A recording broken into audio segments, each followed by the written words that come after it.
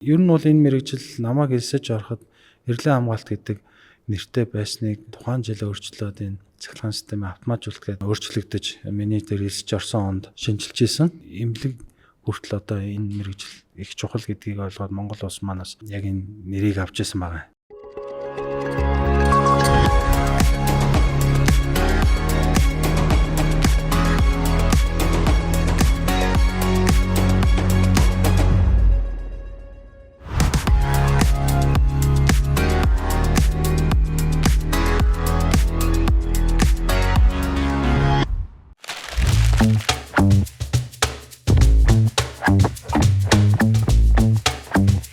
Сайн байцгаана уу? Энэ удаагийн подкастыг маань үзэж сонирхож буй оюунлаг хөдөлмөрч хэн бүхэнд энэ өдрийн мэндийг хүргэе.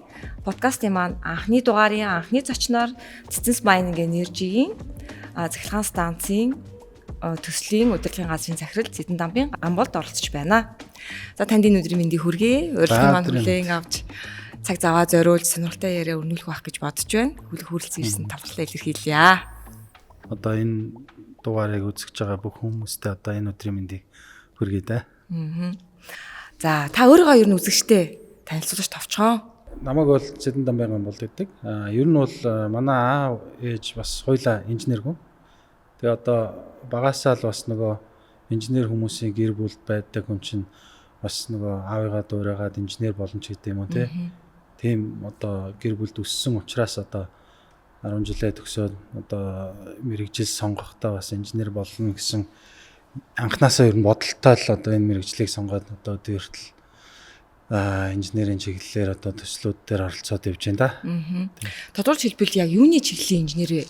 За би яг үндсэн мэрэгжил бол цахилгаан системийн автоматжуулалт гэдэг мэрэгжлэр бол 2004 онд шинжилгээ технологийн их сургуулийг бол төгссөн байна. Бөөрөлжүүд цахилгаан станц ирээдүйг асан. Подкастнда урьж оролцуулахаа өмнө таны CV-г судалж исэн байхгүй юу? Тэгээд яг ямар мэргэжил юм яг барилга юм болов уу гэж ерөөхдөө инженер гэхэл нэг civil engineer барилгын инженер орж ирээд байгаа байхгүй мэдлээд тэгээд асуусан чинь таны мэргэжлийг сонин содон сонсгоцол та надаа. Яг энэ мэргэжил маань яг ямар онцлогтой одоо бусад одоо салбар гэдэг юм уу? Ер нь яг өөрийг хариуцлага онцлог чухал байдал нь яг юу гэдэм болоо? Ер нь бол одоо энэ цахилгаан систем гэдэг одоо энэ том одоо салбарт яг автоматжуулалт гэдээ бас жоохон нарийсаад явдаг мэргэжилтэй. Сүүлийн жилүүдэд энэ автоматжуулалт гэдэг юм одоо энэ хүнд үйлдвэрлэлтэй одоо энэ машин үйлдвэрлэж гэдэг юм бүх юм руу бол ингээд нэлээд тийм гүн орж эхэлж байна. Одоо хүний оролцоо багасах те ялангуяа энэ одоо контролын орч гэдэг юм уу, human machine interface гэдэг юм уу, одоо компьютер дээр суурилсан одоо яг тийм чиглэл рүүгээ одоо аналогоос нөгөө дижитал руу шилжих. Энэ дээр бол одоо яг одоо гол чухал одоо байр суурийг одоо эзэлж явж байгаа л одоо мэргэжлүүдийн нэг л дээ. Тэгэхээр ер нь бол ганц одоо эрчим хүчний салбар гэхгүй бүх салбарт байгаа. Одоо манай бид эдийн хуулингийн өмнө ажиллаж байсан төмөр замын төсөл дээр ч гэсэн одоо манай төмөр зам маань бүр автоматжуулсан одоо удирдлагатай гэж ярьдаг штэ. Тэр чинь бас л одоо миний энэ эзэмшсэн мэргэжил дээр бас суурилсан л тэр автоматжуулалтын тий. Ер нь бол хүний оролцоог багасгасан програмчлалын аргаар юмыг одоо найдвартай ажилуулах тий ямар нэгэн алдаа мадаггүй ажиллах тэр боломжийг бүрдүүлж өгдөг л одоо мэргэжилтэй. Тэгээд тэрэн дээр чинь бас дотроо бол одоо юу гэдэг хэмжүүрч гэдэг юм анхдагч талаа тэгээ мөн одоо яг нөгөө компьютерийн програм талдаа ч гэдэг юм уу бас дотроо бас нэлээд салаад олон нарийн болоо явчихж байгаа юм. Ер нь бол нэлээд тийм өргөн өрөө нийл гэж хэлж болохоор мэргэжилтэй. Салбар бүрт ажиллах хөрөх боломжтой гэж би хараад байна л да. Жишээл одоо уул уурхаач гэдэг юм уу эсвэл одоо үйлдвэрлэж байдаг юм уу те бүх төрлийн одоо салбарт одоо ерөөсөө системийн автомат байдлыг хангахтай холбоотой гэж би ойлгоод байна л зөв бид те. Тий, ер нь бол яг зөв. Зөвхөн эрчим хүч биш байхгүй юм шүү. Одоо уул уурхаа дээр ч гэсэн ер нь автоматжуулалт. Барилга бас байж болно те. Тий, барилга. Тий, одоо барилга дээр бол яг BMS гэдэг энэ барилгын автомат удирдлагын систем гэдэг одоо нэлийн одоо хөгжөөд одоо Монгол бас ороод эхэлсэн байна. Одоо энэ хувийн одоо luxury house-ууд гэдэг юм те. Тэд нар чинь бүгдээр автоматжуулсан шүү дээ те. Нэг ерөнхий одоо тийм удирдлагын одоо контролертай тэн дээр одоо хүний хэрэгцээтэй бүх юмыг ингээд удирдаг. Тэгээд одоо бүр ингээд нөгөө юм чи хөгжөөд ирэхээр бүр очоод заавал тэр удирдлагыг гараараа дарахаа болж штэ тий. Шууд нөгөө дуу хоолоогоор удирддаг ч гэдэг юм. Тэр чинь ерөөсөө үндсэн суурьны энэ автоматжуулалтын мэрэгжлийн л инженерүүдийн хийж байгаа асуудал байхгүй. Тий. Тэгэхээр эн чинь ерөөсөө бүх салбарт байгаа. Одоо эмнэлэг дээр ч гэсэн нэлээд нарийн одоо нөгөө шинжилгээний аппаратууд ч гэдэг юм тий. Тэд нар чинь дандаа бас ингээ автоматжуулалт. Ер нь бол энэ мэрэгжил намайг элсэж ороход эрдэнэ хамгаалалт гэдэг нэртэй байсныг яг тэр тухайн жил өөрчлөөд энэ цахилгаан системээ автоматжуулалт гэдэг өөрчлөгдөж миний дээр элсэж орсон онд шинжилж исэн. Тэгээд тэрнтэй яг хослоод одоо эмнэлгийн цахилгаан автоматжуулалтаа ингээд зэрэгцээ явдаг. Тэгэхээр ер нь бас эн чинь эмнэлэг хүртэл одоо энэ мэрэгжил их чухал гэдгийг ойлгоод Монгол улс манаас ч одоо 2000 оны ихэр л одоо энэ мэрэгжил маань яг энэ нэрийг авч ирсэн байгаа. Тэгээ өмнө нь бол яг эрдэнэ хамгаалалт гэдэг яг нэг юм руу ингээд чиглэсэн нэг жоохон тийм нэг хязгаарлалт мал байсныг ингээд нийт нь одоо том болгож нийтээр нь ингэж дэлгэж өгсөн. Тэгээд салбартаас ингээд хувраад явахаас боломжийг нээж өгчээсэн гэх юм уу те. Тэгэхээр бас энэ шинжлэх ухаан технологийн их сургууль дээр бас бодлогоос их зөв барьж явж байсан болов уу гэж бас одоо боддогч шүү бас нэрээ тий. Тэгээ яг ажил дээр гараад хэрэглээд үзэхэр тий. За ингээ шинжлэх ухаан, за өөрийн одоо үндсэн одоо суур мэдлэг тий. За ажлын дадлага туршлагыг ингээд хослуулад энэ мэрэгжлийг ингээд одоо ажил дээр амьдрал дээр ингээд хэрэглээд явж яваад ингээ хэлчихжээ таны хувьд тийм үү. Тэгэхээр та энэ нарийн чухал энэ сонирхолтой гоё мэрэгжлийг сонгосноосоо хойш ажлын гараагаа бүр хамгийн анх хаана эхэлж байваа? Өнөөдрийг хүртэл та ингээд өөрийнхөө ажлын тэр түүхийг ингээд товчхон сонирхолвол оюутан багтаа бас нэг зураг төслийн одоо төрийн өмчт компани байсан л да. Тэр нөгөө Эрчим корпорац гэдэг энэ нөгөө өндөр хүчлийн шугам байсан нэ тий. Тэрний зураг төслөдөг компани байдаг гэсэн. Тэнд ер нь 2 дугаар курсээс бас нэг зураг зураад тэгээд ер нь диплом аваад тэндээ яг жинхлээд анх ажилд орж исэн. Тэгээд тэнд бол яг зөвхөн одоо энэ шугамын өндөр хүчлийн зураг тал дээр энэ шугамын зургууд ер нь зурдаг байсан. Тэгээд тэнд бас нэг удааг юмаа. Тэгээд ерөнхийдөө нөгөө төсөл гэдгийг бас сонирхоод тэгээд тухайн үед ч одоо 2004 онд бол ерөнхийдөө нөгөө MCS International гэх компани чинь ер нь Монголдо нэлээ яг том төсөл хэрэгжүүлдэг. Монголдо л нэлээд тийм төслийн компани гэж танигдсан компани байна те. Тэгээд тийшээ бас орох сонирхлоороо тэгээд тэр Эрчим корпорацаас гараад орж исэн.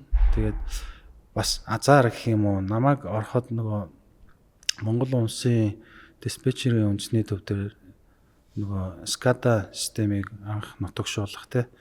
Монголын одоо эрчим хүчний системийн нэгдсэн одоо удирдлагын дээр орох одоо тэр бүх мэдээллүүдийн өмнө нь бол ерөнхийдөө нөгөө утсан харилцаагаар ингээд явдаг байсныг одоо яг энэ автоматжуулалт хийгээд одоо диспетчерийн үндэсний төв дээр дэлгэцэн дээр бүх юма хяндаг ч гэдэг юм уу. Тэр төслийг одоо MCS International хэрэгжүүлсэн. Тэгээ Siemens компанитай хамтраад тэгээ хэрэгжүүлэхэд ажлын гараагаа одоо тийм гоё төсөл дээр одоо яг өөрийнхөө мэргэжлийн дагуу орж бас хэрэгжүүлэлт завшаа бас таарж исэн. Тэгээ тэр чинь 2006 онд тусч л одоо тэгэхээр сургууль төгсөн гутаа их боломжийн одоо гараагаа ихэлсэн гэж хэлэх юм уу? Мэргэжлийнхаа дагуу тэгээд их том цар хүрээ хамарсан төсөлтөөр анх оролцож байсан. Тий. Шинэ нисгийн төсөл гэж байгаа шүү дээ, тий. Одоо Нюбэг одоо. Тэгээд тэнд бас нэг ерөнхийг гүйцэтгэгч гэх юм уу? Одоо нөгөө EPC контрактор нь Mitsubishi Toyota-гийн хамтарсан joint venture байсан. Тэгээд тэнд бас ажиллах боломж олдсон. Зүгээр тэгэхээр миний хувийн одоо харж байсан үнцэг гэх юм бол ер нь бол ийм хэмжээний нисэх онгоцны бодол бол Монгол улстай бас нэг цорын ганц хэрэгжих юм болоо да. Тэгээ бас энд нэг оролцоод үзчихье. Тэгээ ялангуяа нөгөө ерөнхийг гүйцэтгэгч талтаа ингээд ороод ажиллахаар бас сурах юм бас их байх. Тэр утгаараа энэ японочдтой бас тэр төсөлтөөр хамтарч ажилласан. Миний нэг хувийн нэг юм бодол өгд юм аа. Орчин хүчний ялангуяа энэ мэрэгжлийг эзэмшсэн хүмүүс бол одоо яг энэ одоо бидний өнөөдрийн одоо энэ ажиллаж байгаа энэ төсөл одоо их усэр те эрчим хүчийг үйлдвэрлэх энэ их усэр барихад ер нь оролцох тийм одоо яг миний хувьд бол айгүй тийм сонирхол өндөр байдаг. Тэр утгаараа би тэр юун дээр Newcom гэдэг компани намайг тэр нисгийн төслийн дараа Sunshine-ийн салхин паркийн төсөл дээр бас ажиллах боломжийг өгсөн. Манай компани бол яг хоо энэ дээр юу гэсэн гэхээр энэ 25 салхин турбины яг суурийн угсралт болон яг үндсэн механик угсралтыг хийсэн. Тэгээ бас нэг цахилгааных нь кабель мамлж гэх юм уу. Тэгээ тэр төсөл дээр бас нөгөө их усэр барина гэдэг утгаараа бас нэлээд сонирхол татаж бас орж исэн юм байна. Тэгээ яг тэр чинь бас нэг онцлогтой. Монголдо ер нь одоо хамгийн том 55 мегаваттын чадалтай. Одоо нэг турбиных нь бол 2.2 мегаватт гэдэг юм бас нэлээд тийм хамгийн том турбин. Дээрээс нь бас өмнө нь баригдсан 2 салхин станцууд ерөнхийдөө бол нөгөө гадны менежментээр явж исэн. За эхнийх нь Layton, дараагийнх нь Vestas ч гэдэг юм уу. Тэрийг бол яг ингээд манай Монгол компани одоо Newcom Mining Service ч гэдэг юм ингээ барьсан гэдэг ч юм уу тий. Бас их сайхан төсөл болсон байсан. Гэтэ яг хоо захиалагч нь бол тэр чинь Sunshine салхин парк гэдэг ерөнхийдөө гүйцэтгэгч нь China Machinery Engineer гэдэг нэг хятад компани байсан. Тэгээд тэрний доор яг манайх яг юм үндсэн салхин турбины угсралтыг бол хийсэн нэг тийм төсөл байна. Тэгээ ер нь одоо ингээд их усэр барина гэдэг чинь ингээд ер нь их гоё л доо. Хүнд гэрэлт өгнө шүү дээ тий. Тэгээд за тэрний дараа чинь юу байлаа да. За ч бас нэлээ. Одоо бодоход бас нэлээ. Тий, ер нь за ингээд ирчим хүчтэй байсан байна. За бодохоор байна. Логистик, тээвэр логистикийн салбарт ажилласан байна тий. За төмөр зам, за дээрээс нь нисэх. Яг энэ одоо хэрэгжүүлж байгаа манай станцын маань энэ бүтээн байгуулалт төсөл маань таны өмнөх ажиллаж исэн ажлуудаас яг энэ нь маш их онцгой байлаа гэсэн зүйлийг та сэтгэл бууж байгаа. За мөн одоо нөгөө их усүр гэдэг чинь ерөөсөө л энэ биднийг одоо гэрэлтэй байхтай гэрэл түгэх хамгийн одоо чухал юм шүү. Тэгээд яг энэ манай бүрэлдэхүүн юу бол их онцлогтой л доо. Яагаад тэгэхээр энэ нөгөө нүүрсэн цахилгаан станц чинь ер нь бол одоо энэ суур ачаал гэж ярьд юм да эрчим хүчиндээ. Тэгэхээр яг хөөхөр энэ нар салхийг бодох юм бол ерөнхийдөө үндсэн одоо хэрэглэгчний ачааллыг авч явах тийм үндсэн суурийг авч явдаг л ерөөсөө л том чадлын станцууд байдаг. За тэгээд тэрээр том чадал гэж ярих юм бол одоо та бүгд мэдчихэл байгаа. Одоо энэ нөгөө 40 жил бариагүй одоо эрчим хүчний том их усэр гэж яриад байгаа шүү дээ. За тэр нь ямар одоо учиртай маа гэхээр ер нь бол 40 жилийн өмнө одоо энэ ТЭЦ 4 гэдэг цахилгаан станцууд нь Оросод барьж өгöd ашиглалтанд орсноос хойш яг энэ суур чадлыг авах нүүрсийн станцууд бол жижиг одоо чадлуудынх бол энэ тэнд одоо орон нутгаар бол баригдсан байна. Тэгэхэд бол яг энэ улсын хэмжээний суур чадлыг аваа явах том турбинтэй станцууд бол одоо манай станц л одоо энэ бүрэлдэхүүн станц сүлжээнд холбогдсноор л орж ийн л та. Тэгээд дээрээс нь Монгол улсад одоо нэгж хүчин чадлаараа хамгийн том нь манай станцын турбин болж байгаа. Тэгэхээр юу гэж хэлэх гээд байна гэхээр энэ төслийн хүрээнд бид нар Монголдо одоо 40 жил баригдаагүй эрчим хүчний их усрыг барьж байгаа. Дээрээс нь бид нэг чадлаараа бас Монголдо бас хамгийн томыг одоо барьж байгаа гэдэг ингээд онцлогтой юмнууд бол их байгаа энэ төсөл дээр бол тий. Та бүхэн мэдчихэл байгаа. Ер нь бол оны өмнө манай станцыг яг ашиглалтанд орохоос өмнө эрчим хүчний хязгаарлалтуудыг бол нэлээд хийжсэн шүү дээ тий. Тэгээд баг хуваар гарцсан тэгэл дүүргээрээ тасраал тий. Тэгээд бид нэр станц явуулснаас хойш бол ямар ч байсан хэдүүлээ гэртээ тогоо зүгээр л хэвийн хэрэгэлдэг боллоо шнэ тий. Тэгэхээр нөгөө суур чадлаа авах гэдэг чинь ерөөсөө л энэ байхгүй тий. Одоо энэ манай энэ бүрэлдэхүүн уурхач нь бол ер нь бол нөөц их өндөртэй байхгүй. Тэгэхээр энэ одоо нүүрсийг бол одоо эрчим хүч болгоод үйлдвэрлээд явуулах нь ерөөсөө л зайлшгүй юм байхгүй. Тэгэхээр тэгээд энэ төслийн маань өөрөөгөө чиг одоо бид нэр бол хамсаад эхэлсэн байж тээ тий. Тэгээд одоо ингээд дараагийнх нь блокод ашиглалтанд орсноор бол тэгэл Монгол улстай бол эн чинь тэгэл одоо бусад салбарын одоо юу гэдэг бүтээн байгуулалтыг хийх боломжийг бүрдүүлж өгөх ерөөсөө суурил болж байгаа юм л да эрчим хүч мөн л те.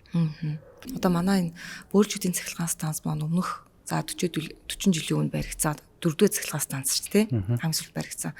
За өмнөх за ингээд ер нь би тантай ингээд ярилцсан өмнө за энэ эрчим хүчний салбарын түүхийг нэлээд ч ерөөхдөө тодорхой хэмжээ судалж харсан. Лаанх ингээд 16 оноос нийслэл хүрээд ингэсэн байна, 31 онд гэсэн байна, 63 онд гэсэн байна гэл даал гэл явж байна л да.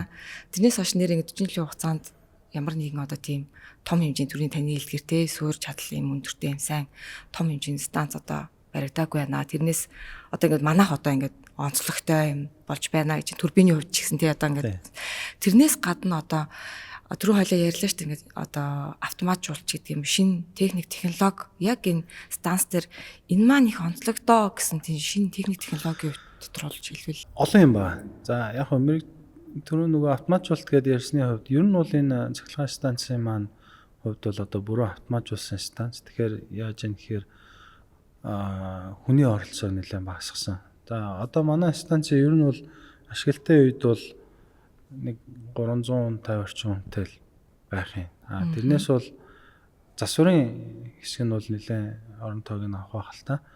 Яг энэ ашиглалтын өрөө одоо тэр CCR ч гэдэг юм төв удирдлагын өрөөнд сууж байгаа хүний тоо бол ерөөсөө 10 хүрэхгүй л хүн суун. Ер нь бол ээлжиндээ нэг 7 инженертэй тий. Тэгэхээр ингээд та нар бодоод үзэхгүй нөгөө автоматжуулалтын одоо гавья гэж хэлэх юм уу те. Одоо энэ бүрэн автомат станц болсноороо яаж юм тэгэхээр хүмүүсийн одоо нөгөө тоон багасж байна те. Тэгээ дээрээс нь найдвартай ажил нь ихсэж чинь ч гэдэг юм уу те. Тэр утгаараа ингээд бодоод үзэх юм бол манай станц бол одоо яг дэлхийд дээр байгаа нөөцний станцуудын одоо хамгийн сүүлийн технологиг шингээсэн тийм бүрэн автомат станц байна л да. Тэгээ одоо тэгээд ашиглалтанд орсноос хойш бол хэвийн ажиллагаатай сайхан явж байгаа эрчим хүчээ удирлаа л дээ. Нэрээ бас нэг юм хэлж энэ Монголдо бас нэг энэ станцын нөгөө нэг давчгүй зүйл нь уурхайн аман дээрээ баригдсан станц гэж явж байгаа. Тэр нь юу гэсэн үг вэ гэхээр нүүрсээ тээвэрлдэггүй, машин болон вагоны тээвэр байхгүй. Бид нар болохоор яаж юм гэхээр уурхайн аман дээрээ конвертай тэгээд энэчнээс ботлоороо дамжуулаад ингээд нийтээ яг хуу 100-ны бункерт очтол нэг 2.5 км дууцан дамжуургаар яваад нүүрс маань 100хан дээр ирчих юм. Тэгтээ энэ нь бол одоо бус станцтай харьцуулах юм бол одоо нөгөө Багнуураас нүүрсээ ачаад Улаанбаатар руу вагоноор тээвэрлдэг ч гэдэм юм. Тэрийг бодох юм бол энэ чинь хамаагүй одоо эрчим хүчийг хямд үйлдвэрлэх боломжийг бүрдүүлж байгаа. Багтаа цаг хугацаа хямсан тий. Тээвэрлэлт байхгүй тий. Бас нэг том онцлог бол Монголд анхных нь бол тийм байна. Тийм ээ. Таныг одоо за бөөрөлчүүдийн цахилгаан станц дээр ажиллаж байх хугацаанд тулгамдчихсэн одоо сорил бэрхшээл гэдэг юм уу санаанд орж ирээд одоо би энэ ямар сорил бэрхшээлтэй очирсан бэ гэж асуул хамгийн түрүүнд толгоонч орж ирж байгаа тийм зүйл байв уу? Яаж давж байв? Яг уу одоо юу гэдэг нөгөө монголчууд цахилгаан станц одоо барина гээл одоо ярихаар за Оросууд ингээ станц барьж өгч ирсэн байна. За тэгээд жижиг хэмжээний станцууд баригдчихсэн байна тий. Тэгээ яг ийм том хэмжээний цогцсоор нь ингээ төсөл хэрэгжүүлэхэд бол асар их олон хүндрэлүүд байна ш тий. Тэгээ ер нь бол баг бүрдүүлэлт. За одоо яг манай энэ төслийн багч одоо амар мэнд захирлын удирдлагын доор ажиллаж байгаа тий. Тэгээ яг энэ нөгөө баг бүрдүүлэлт хүний нөөц ч гэдэг юм уу. Тэн дээр бол Монголд бол яг айгүй хэцүү. Яагаад тэгэхээр чадварлаг багтай байж бид нэр энэ төслийг одоо чанартай хийх одоо хяналтч нэ тий. Ерөөсөө хамгийн ихэнд одоо энэ багийг бүрдүүлэхэд бол айгүй том хэцүү байсан. Тэгээд ер нь бол богино хугацаанд ч гэх юм уу тун чадварлаг залуучуудыг бүрдүүлж чадсан манай төслийн удирдлагын одоо баг одоо амар мэнд захиралтай бит хоёрын одоо энэ удирдах болж байгаа баг бол нэлээд Монголдо бол одоо дараагийн одоо станц ч гэдэг юм уу тэрэн дээр одоо ажиллаа явахад бол энэ баг бүрэлдэхүүн бол ер нь бол ямар ч ажлыг бол аваад гарах чадaltaй юм залуучуудыг бүрдүүлж чадсан. Тэгээ энэ бол ерөөсөө нэлээд том сорилт байсан та. Монголын одоо юу гэдэг инженер одоо ажиллаж байгаа одоо зах зээл дээр хүний нөөцийн одоо энэ зах зээл дээр байгаа хүмүүс бол үнэхээр хомс байгаа. Тэгээ бүр заримдаа бит хоёр ч амраа зэхлэр хоёр ярьдаг байсан. Үгүй тэгээ үнэхээр олдохгүй бол одоо гаднаас хүмүүс авах ууч гэж ярих. Тэ. Тэгээ ер нь бол одоо энэ хэцүү байгаа. Одоо ч гэсэн одоо энэ бос төслүүд одоо бас зарим төслүүд хэрэгжээд эхэлж лах шиг байна тий. Хүмүүж бүрдүүлэхэд бол бас тун хэцүү л. Тэгэхээр бид нар бас эхнийх нь байснараа бас азтай мундаг чадварлаг залуучуудыг бүрдүүлж авсан байна тий. Тэгээд маш том бүтээн байгуулч үдэ энэ маань. Хятад ч нь одоо бас дэлхийд дээр ингээд яриад үсэх юм бол энэ нүүрсний станцаараа бол одоо тэргүүлэх чиглэлээр л явж лайн л да. Яагаад тэгэхээр хятад өөрөө дотооддоо одоо нөгөө жилд одоо өсөж байгаа эрчим хүчний нөхөх одоо энэ нүүрсийн станцуудын тоон бусад одоо гадагшаа одоо захиалга авч байгаасаа дотоод захиалга нь бол хамаагүй бүр давцсан. Тэгэхээр тэдний одоо жишээлбэл манай энэ үндсэн тоноглолуудыг үйлдвэрлэж байгаа энэ Донфон гэдэг одоо үйлдвэр байна л да. Донфон турбин гэж байна, Донфон бойлер, Донфон генератор гэдэг энэ үйлдвэрийг ч одоо бүгдээр хажуудаа R&D-тэй тий. Тэгээд энэ тоноглолуудаа сайжруулж яадаг тий. Тухайн одоо тоноглолуудын ашиг төлөвийн коэффициентийг өсгөх судалгаагийн тогтмол хийж идэг ч гэдэг юм уу тий. Тэр утгаараа энэ хятадын энэ технологич нь өөрөө дэлхийд дээр бүр тэргүүлээд эхэлсэн. Тэгэхээр нөгөө бидний нөгөө ажил сурсан одоо энэ нөгөө Орос технологиос ингээд ондоо болчихж байгаа тий.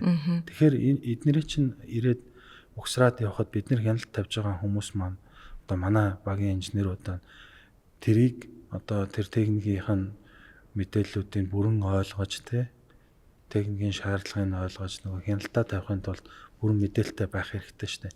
Тэгэхээр тэрэн дээр судалгааны ажил гэдэг бол бас асар их юм байна л да. Тэгээд тэн дээр хүмүүсээ бүрдүүлээд одоо яг тухайн зураг төсөлтөйгөө танилцах техникийн шаардлагуудыг ойлгож мэдэх ч гэдэг юм уу. Тэр бол бас одоо яг манай багийн ч гэдэг юм уу бас цаашаа аваа явахд их том ноо хаавал да энэ бол. Би нэг инженер хүний хувьд гэдэг юм уу та. Би иймэрхүү төсөл дээр ажиллаад үзчихсэн. За нэг ийм одоо юу гэдэг бүтээн байгуулалт дээр ажиллаад үзчихсэн гэсэн ер нь мөрөөдөл байдгүй. Заавал одоо Монгол улсаар одоо хязгаарлагдахгүйгээр одоо дэлхийд одоо магадгүй та инженер хүн учраас одоо өөрийнхөө мэргэжлийн дагуу судалгаа шинжилгээ хийгээ судлаад үзсэн сонссон зүйлээсээ тийм байж тэр ажиллаж үзчихсэн. Эсвэл тэрийг Монголд хэрэгжүүлээсэй гэж боддөг юм уу те. Тийм байлгүй яах вэ? Яг би нөгөө түрүүн хэлсэн энэ их усруудыг бол нэлээд судалж одоо бүгдэнд нь оролцохыг хүсдэг. Тэгээд яг өмнө нь бас тэр нөгөө Newcom дахад бид нэг нарны их уср барих гээд бас тодорхой хэмжээнд бас нэлээд судалгаа хийж байгаад бас чадаагүй. Тэгэхээр ер нь бол ойрын ирээдүйд би бас нэг нар болон мөн одоо энэ усны ялангуяа энэ усан цэнэгт станцуудыг бол би бас нэлээд сонирхоод байгаа. Тэр нь бас ер нь Монголын одоо энэ байгаа одоо байгууллагын одоо тогтцчих юм уу. Дээрээс нь одоо энэ эрчим хүчний нөгөө хитачааллын үед заавал юм нөгөө батарей сторож ер нь бол оролцож бас энэ системийн доктортой байдлыг хангах гэдэг юм. Тэр талаараа ялангуяа энэ усан цэнэгт станцыг бол би бол нэлээд судалж бас сонирхож явдیں۔ Тэгээ Монголд ч бас нэлээд хэдэн төслүүд бас хэрэгжихээр яригдж байгаа бах. Тэгээд бас тийм ямар ч байсан энэ эрчим хүчнийхээ их усрын одоо салхины үтсэн байна. Одоо тэгээд дулааны цахилгаан станц дээр бас оролцоо үзчихлээ. Тэгээд нар салхи дээр ер нь бол нар болон усан дээр ер нь бол заашгүй ер нь оролцсноо гэсэн тийм зорилготой байдаг да. Цаг уурын эрстэй. Тэгэхээр маа сэргийгдэх эрчим хүчээр их усүрээр одоо яг аль нь илүү манад илүү тохиромжтой юм бол аль нь тохиромжтой. Би одоо бодохдоо усан цахилгаан станцыг маагчд жишээлбэл эсвэл газар нутгийн онцлогоо шалтгаалаад хаана байгуулахаас шалтгаалаад амжилттай хэрэгжих болов гэж бодоод яад нь хүүтэн болохоор хөлдөх үү яах уу эсвэл усны нөөц хэр байдаг вэ ч гэдэг юм. Энэ талаар та инженер хүний хувьд яг юу юм бодол? За яг уу ер нь Монгол улс чинь бас одоо энэ газрын баялаг одоо нүүрсэн тий. За тэгээд бас их том сэргээгдэх эрчим хүчний нөөцтэй улс л да. Ялангуяа нарч гэдэг юм тий. Яг гэхдээ нөгөө Монголын систем маань өөрөө бас их жижиг систем болохоор бас сэргээгдэх эрчим хүчийг заавал нөгөө нөөцлөртөө барихгүй бол бас их төвхтэй болчиход байгаа. Одоо ойлгомжтой шүү дээ. Тэгээ өдрийн гэрэл байхгүй бол эрчим хүч үйлдвэрлэгээ болно. Тэгэхээр заавал нөгөө батарейтай нийл тийм хосолсон систем байх хэрэгтэй болчиход байгаа. Эсвэл одоо том системийн хажууд уяатай байх бол бас боломжтой л да. Гэхдээ манайх ч нөгөө Оростой холбоотой, Хятадтай холбоотой. Гэхдээ нөгөө чадлынхаа урсгал нь бас нөгөө шугамынхаа габаритаас хамаарат бас их бага байдаг байхгүй. Тэгэхээр ер нь бол нэг том төсөл бол яригдчихлаа тэгэл Азийн супергрид гэдэг энэ Монгол улсын ялангуяа энэ говийн нараар эрчим хүч үйлдвэрлээд Япон Солонгос руу нийлүүлэх тийм гурвалжин одоо грид барина гэдэг олон жил ярьж байгаа. Тэр төслийг хэрвээ хөдлөх юм бол ер нь бол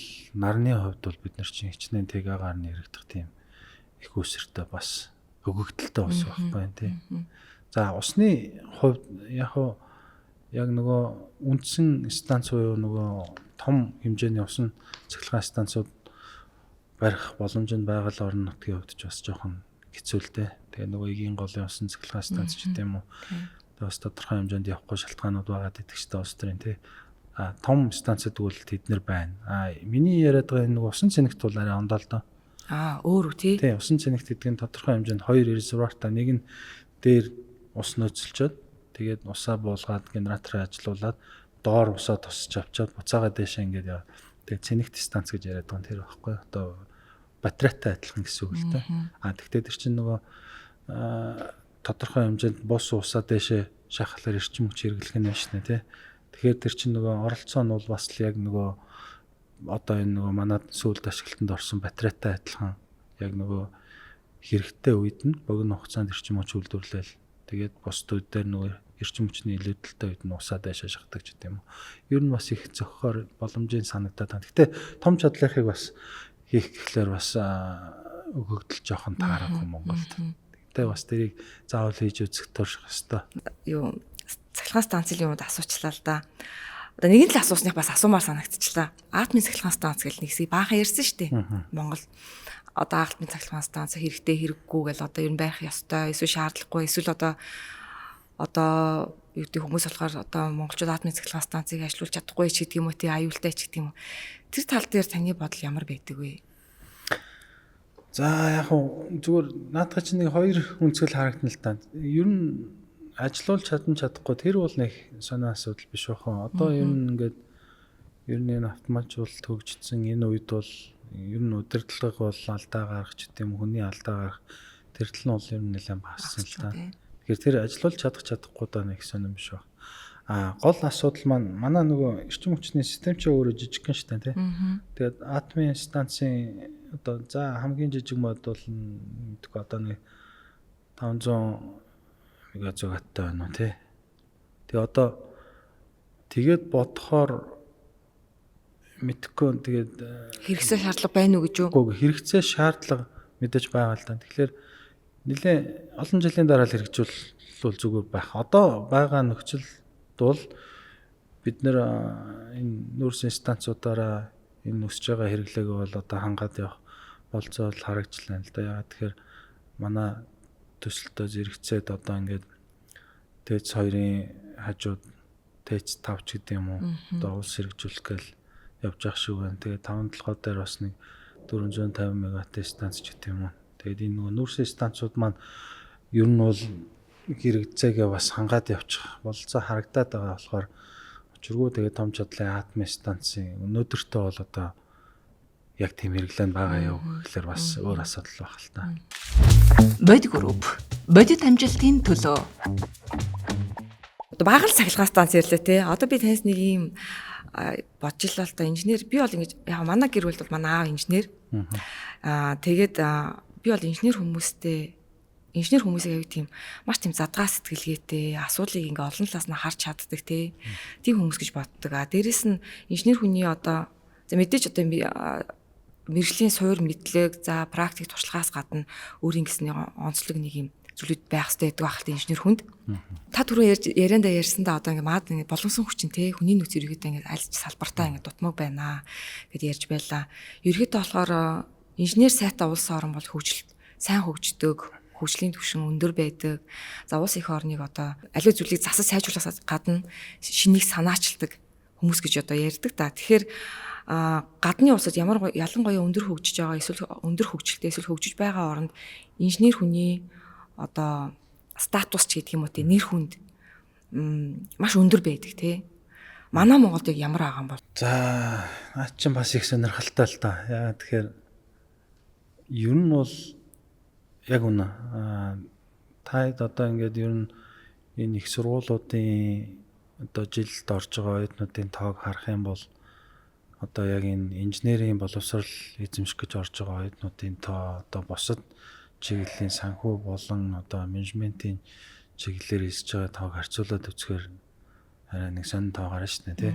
Тэгээд бодоод үзэхээр энэ яг энэ инженер боловсрол эзэмших хүмүүсийн одоо шинэ залуучуудын тоо их багасаад байна шүү дээ тий. Тэгэхээр яг үнэн байхгүй. Инженерүүд ч одоо ингээд улс оронд дэвшлиг авчирж байна шүү дээ тий.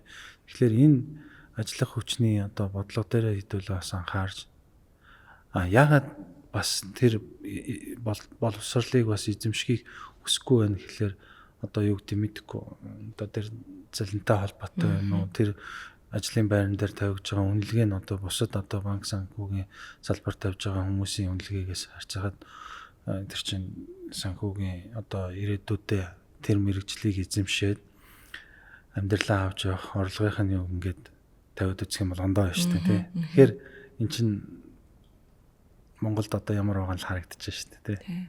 Тэр нөгөө инженер мэрэгжил эзэмшиж байгаа хүмүүс за яг одоо над чиг удам дамжсан одоо инженерийн гэр бүлчтэй юм хүмүүс чинь бол одоо тэгээд бүр нөгөө багаасаа тэр гэр бүл төсөө би инженер болно гэдэг өөрийгөө програмчилж штэ тий.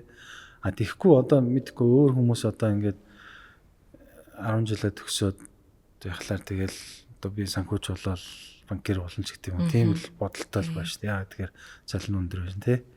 Тэгэхээр энэ чинь эргээд одоо энэ хүмүүсийн ирээдүйд энэ мэрэгчлэр эзэмшээ та ингээ сайхан амьдралаад явах юм аа ашиг орлого чинь өндөр байх юм аа гэдэг тэрийг нь тавьж өгөхгүй бол тэгэл бас ирээдүй маань одоо тэгээд энэ зах зээл маань хүн хүчтэй ажиллах хүчин дутмаг хэвээрэл байгаад байгаа юм л та тий. Тэгээ энийг бас улс орн маань бас бодож үзэх хэрэгтэй байх. Тий. Би бас яг тэндээ санал нэг байна. Ерөнхийдөө бол одоо шинжлэх ухаан за мэдээж урлаг соёл бол мэдээж одоо байлгүй яг хүний амьдрал юм. Гэхдээ илүү шинжлэх ухаанч байдал одоо энэ технологитой тэндээ хандах хандлага нь арай бага юм шиг надад санагддаг л та ерөнхийдөө хэцэнгой бага санагддаг. Илтгэл байна та тий.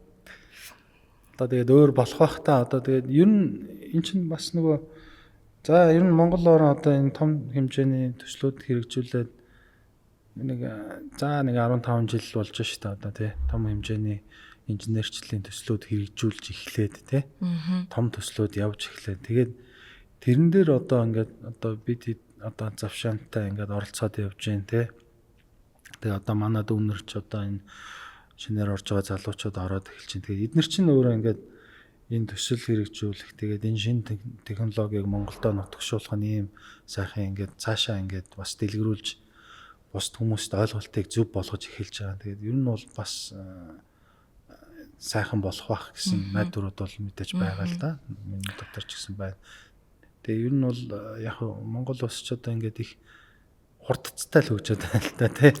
Одоо ер нь 100 сая долларын төсөл гэдэг юм чинь их л 10 жилийн өмнө бол их л хол сонсогддог байсан бол одоо ингээд бүр тэрбум долларын төслүүд чинь ингээ 2-3-аараа зэрэг явж яддаг ч юм уу. Тэгэхээр энэ одоо хөгжил Монгол улсын хөгжил энэ хурдц бол нэлээд өндөрлөө байна л да. Тэгээд энэ бас нэрэ нэмж хэлэхэд энэ төслийн удирдлага гэж яриад байгаа одоо project management те. Энэ маань бас нэлээд хурдтайгаар хөгжиж байна. Энэ менежментийг хүмүүс их судалж байна. Энэний одоо үр ашгийг одоо энэ төслийн удирдлага дээр хэрэгжүүлдэг болсон байна тий. Тэгээд одоо шинэ залуучууд бол эднэрийг бас заашгүй судалж ажиллах хэрэгтэй тий. Хэдхэн сарын өмнө манай компаниас залуу инженерийг одоо бэлтгэх ч гэдэг юм уу тий урам зориг өгөх зорилготой одоо инженерийг бэлтгэж байгаа оюутан залуучуудыг одоо урам өгөх сэтэлжүүлэх ч гэдэг юм уу тий тэтгэлэг олгох өөр одоо юу гэдэг хэрэгтэй шаардлагатай зүйлээс нь одоо тусалцаа үйл ажиллагаа явуулж байна. Энэ бас тодорхой оюутан зал ирээдүйн одоо инженерүүдийг одоо урам зориг өгөх ч гэдэг юм уу тий тэр бас аюу техник бас их тус нөхөн болсон байх гэж би бодоод байгаа юм л да. Бас миний зөв хувийн бодлоо яг одоо нөгөө бидний оюутан байхад дадлах хийнэ гэл нэг очдөг ш та төгсгөр. Яг тэрнтэй адилхан одоо энэ салбарын одоо нарийн ховор мэргэжлийн улс их орны хөгжилд хэрэгтэй шаардлагатай байгаа энэ салбарын залуу одоо энэ оюутан сурагчдыг магадгүй одоо юу гэдэг одоо яг энэ ажлын байран дээр нь дадлах хийлгээ танилцуулан амтнд бас мэдрүүлвэл бас их сонирхолтой байх болов уу гэж боддгийн. Тий. Би тэд ч бас ярилцж байгаа л да. Ер нь бол заашгүй тийм юм хийн.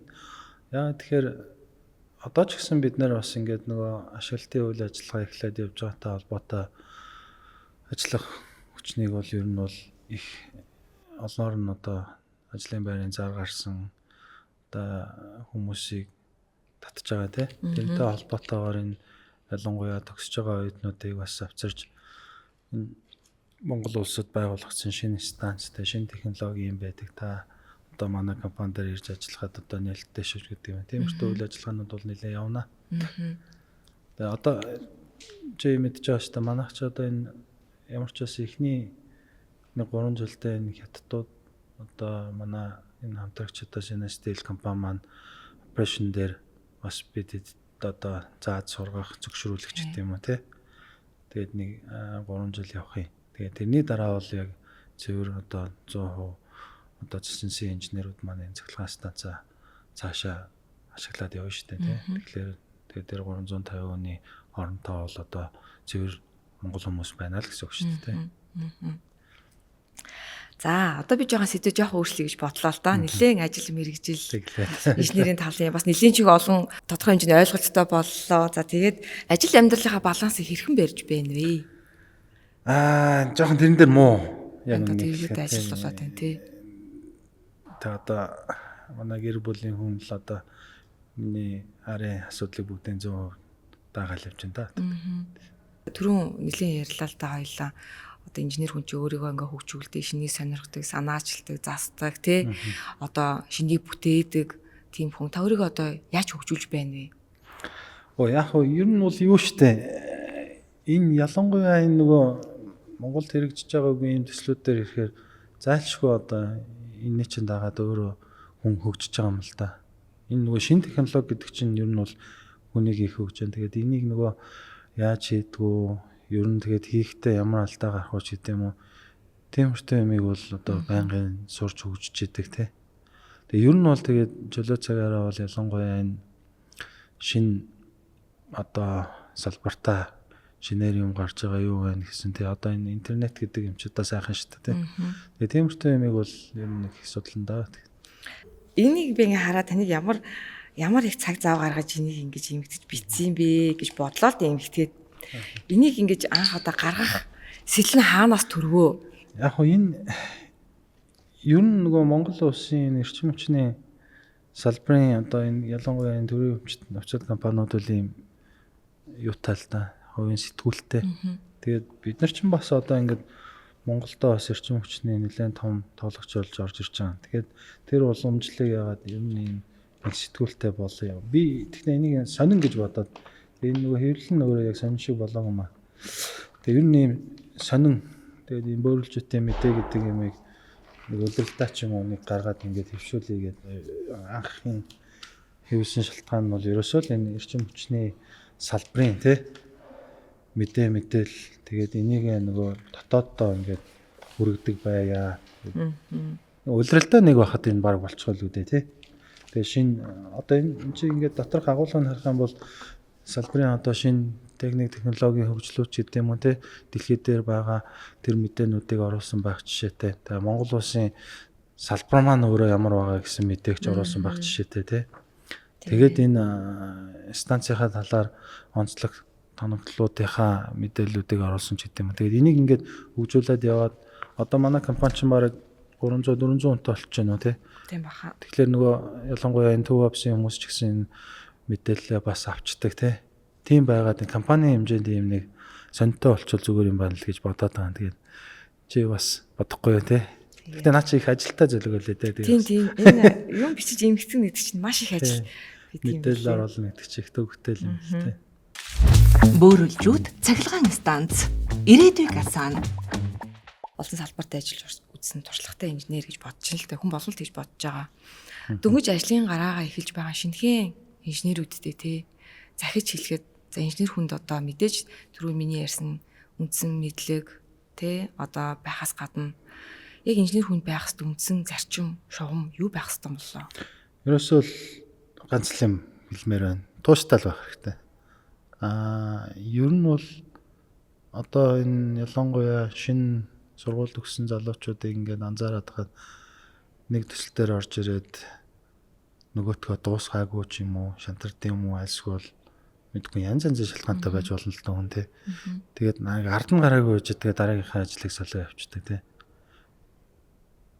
Тэр бол ер нь бол хүнд нөгөө өгөх туршлагач гэдэг юм уу тий. Тэр талаасаа ингээд бодоод үзэх юм бол айгүй буруу зүйл байхгүй. Хүн ямарваа нэгэн ажил дээр орсон бол тэрнийхээ ард нь гардаг тууштай зам бол ерөөсөө л тэр хүний хөгжих одоо би зүгээр хувьдаа л гэж бодож байгаа шээ. Тэгээ үндсэн л гэж хараад байгаа. Тухайн ажлыг дуусгаад мэдээж тэн дээр чинь хуримтлагдж байгаа туршлагыг чинь хинч чамаас авч чадахгүй байхгүй. Тэр чинь л тэгээ чамайг тухайн хүн болгоод цаашаа хөгжих чинь нөлөөлж байгаа шүү дээ тий. Тэгэхээр зүгээр азар гэх юм уу миний оролцож байсан төслүүд бол ер нь фейлжсэн төслүүд байхгүй. Дандаа том хэмжээний одоо Монгол улстай бас нэлээд тийм хэрэгтэй гिचэлж болох том төслүүд дээр оролцоо явж байсан. Тэгээд тэр төслүүд мань бүгдээрээ сайхан амжилттай цаг хугацаанд дуусчихсан. Нөгөө төслийн алтан гурвалж юмстай хугацаанд дуусчихсан. Тэгээд төсвүүдэд дуусчихсан ч гэдэг юм уу тийм. Цаг хугацаанд дууссан гэдэг. Тэгээд явж байсан. Тэгээд тэр болгон маань л одоо намайг одоо ийм хүн болгосон байна те. Тууштай л зан хэрэгтэй те. Энэ ингээд хөрхэн музей маань бас яаж үүссэн түүхтэй юм болоо. Энийг ингээд бид нар анх төлөвлөлөөд хийж байхдаа за энэ цахилгаан станц тэгээ дээрэс нь юм уурхаа одоо энэ Чичинс гэдэг бол бас тодорхой хэмжээний ингээд түүхтэй компани тэгээд нэг хүн ер нь энэ компанитай танилцахад нэг тодорхой хэмжээний юм үзэсгэлэнгийн өрөө байх хэрэгтэй байна гэж яриад тэгээд нэг үзэсгэлэнгийн өрөө төлөвлөсөн. Тэгээд тэрэн дээр ямар үзүүрүүд орох уу яах уу гэд бас зөндөө ярилцж байгаа л хийсэн л дээ. Яг энэ дээр бол яг тайлбарлаад явбал бас их гой үзмрүүд байгаа. Тэгээ энэ цахилгаан станцыг бариад тэн дээр оролцсон одоо яг энэ чухал гэх юм уу тийм материалуудыг бид нэр энэ ингээд тавьсан байна. Тэгээ ер нь ингээд нөгөө хүнд ингээд тайлбарлаад энэ станц чинь ийм штэ гэдэг нэг яриад явахдаа энэ үзүүрээр ингээд тайлбарах чинь хүнд нөгөө ойлголт нь бүр ингээд гоё харж байгаа болохоор тийм харж байгаа ингээд хүрээд үзэж болж штэ. Одоо станц дээр очиод ингээд 100 гээд чинь гаднаас нь хараад юу ч мэдэхгүй баг. Тэнгүүд ингээд 100-ныхаа хөндлөө хөтлөгийг хийгээд тавьсан манай инженерүүд. Тэгээ эн чинь бол одоо би бодохдоо бол Монголдо яг энэ манай энэ 100-ыг ингээд төсөө тавьсан юм бодит юм бол байхгүй байхгүй юу. Тэгээд иймэрхүү юмнуудыг ингээд манай инженерүүд ингээд сэтгэгээд хийж байна. Одоо энэ модель бол яг энийг бол төсөөл хийсэн л дээ. Гэхдээ эн чинь яг манай бодит турбин байхгүй тий. Тэгэхээр эн чинь ингээд нөгөө visually хүнийг ингээд хараад яг чинь нөгөө мэдрэмжийн хувьд шалгандаа басна тий. Одоо бид нэр доктор ороод турбингээ харахад эн чинь байхгүй шүү дээ. Гадна талаар ингээд cover морт юу ч харагдахгүй байхгүй тий. Тэгэхээр ингээд боддоор нь ингээд харах чих гоё л да. Тэгээ бас манай компани ч одоо уурхай ч бас салшгүй хэсэг шүү дээ. Тэгээд манай энэ уурхай бас нэг болон байгаа тий. Тэр яг бодиттой нөгөө уурхай хөндлөө хөтлийн бас төсөлд орсон байгаа байхгүй. Гэхдээ яг энэ чинь ингээд жил болгон өөрчлөгдөж байна. Ер нь гэхдээ энэ уурхай гэдэг чинь ямар байх юм? Яагаад ингээд дээр нь юм шороотой доороо ингээд нүрсэн. Тэгээ энэ давхаргууд нь яадаг ч гэдэм юм ингээд хүн ингээд нүдэрээ хараад ингээд чинь ондоо л та тий. Тэгээ яг энэ өшөө хөгжөөд явах уу? Зүгээр эхний энэ санаа нь ямар ч байсан энэ станцын талаар мэдлэг өгөх хүмүүст ингээд танилцуулаад явах тийм зорилттой л хийсэн. Тэгээд өшөө цаашдаа тэгээд хөгжүүлээд явах бүрэн боломжтой л та тийм. За хамгийн сүүлийн асуулт. Компани хамт олондоо үзэж байгаа хүмүүстэй үзэгчтэй зориулаад юу гэж хэлэх вэ?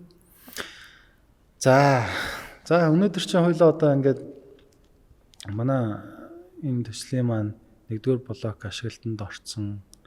Тэгээ хоёр маань бас ингээд барилга угсралт нь хуваарийнхаа дагуу их хурдцтай явж байгаа энэ үе одоо энэ подкаст орж таарлаа л та. Тэгэхээр ер нь бол хамт олондоо хэлэхэд бол бид нар ямар ч байсан энэ бөөрөлжүүдийн цахилгаан станцын эхний блок амжилттай оруулсан. Тэгээ дараагийнх нь бол яг ингээ хугацаанд ороод явах нь бол тодорхой байгаа. Тэгээд ер нь бол салбартаа бас нэлээд том тоглогч болж орж ирж байгаа. Манай Цэцэнс гэдэг компани маань. Тэгэхээр ер нь бол энэ эрчим хүчний салбарт ялангуяа энэ хувийн компани тэгээд ямар өндөр хариуцлагатай, ямар өндөр соёлтой ингэж эрчим хүчний салбарт авч явж чаддаг вэ гэдгийг харуулах одоо тэр үе мөч маань ер нь ирж лээ л да. Тэгэхээр манай хамт олон бол угаасаа чадхан тодорхой.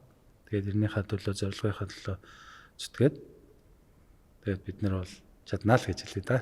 За баярлалаа. Ирээдүг асаана гэ манай өөр байгаа шүү дээ. Тий, ирээдүг асаая. Тий.